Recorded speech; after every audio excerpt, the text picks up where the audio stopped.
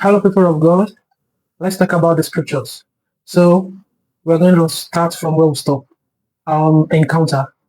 So we're going to continue with encounter. So this will be the concluding part of encounter. So what we'll be talking about today is that miracles can bring people to Christ. Miracles can bring people, but encounters keep people in Christ. It is encounter that keeps in Christ. Even when miracles brings people to Christ, encounter keeps people in Christ. Let's look at the scriptures. If we look at the book of John, chapter 4, if we look at verse 39 downward, it talks about the story of the Samaritan woman that had encounter with Jesus. And if we look at John chapter 4, verse 39, the Samaritans uh, believed Christ because of the testimony, because of the report of the woman.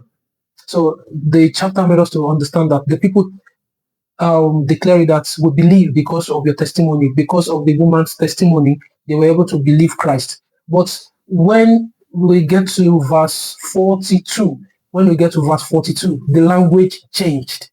Their language changed. They told the woman, we now believe Christ because we have heard from him ourselves, not because of your testimony now. So the language changed. Initially, they believed Christ because of the testimony of the woman. And after all, they asked Christ to stay with them, and Christ stayed with them for like 2 days, and their language changed. That now we believe Christ because we ourselves, we have an encounter with him, we have heard him ourselves. So it's not because of what you are telling us now. So it wouldn't be because of the sermon you've heard, it wouldn't be because of whatever you've heard, but it will be because you yourself have heard Christ, you yourself have had encounter with him, you yourself have seen Christ, you have seen him in his word, you have seen him in that worship, you have seen him in your journey. So that should be the your testimony. That should be what you should look out for, not because of what people have said. Yes, what people have said, yes, can increase your how will I put it now, can increase your zeal. Yes, can increase your zeal, but what will keep that zeal going is your encounter.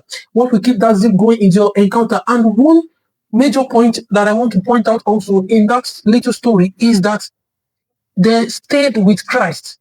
They stayed with Christ.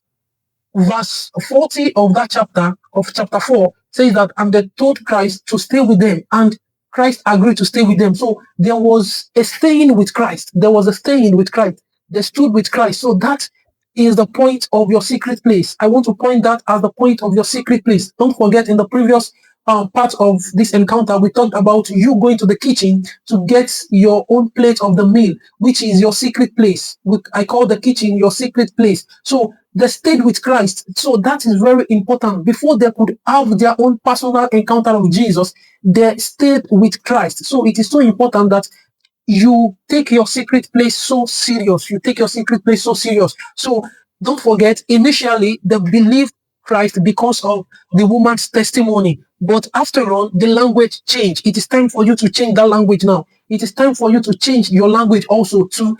I'm not just believing Christ because my parents have been telling me to go to church, because I was born into a Christian family, because I have been going to church since I was little, since I was so this and that. No, that shouldn't be your testimony now. Your testimony should be, I am a Christian because I had an encounter with Christ. That should be your testimony. And if you are yet to have an encounter with Christ, Christ is waiting for you. He's waiting for you. Don't forget.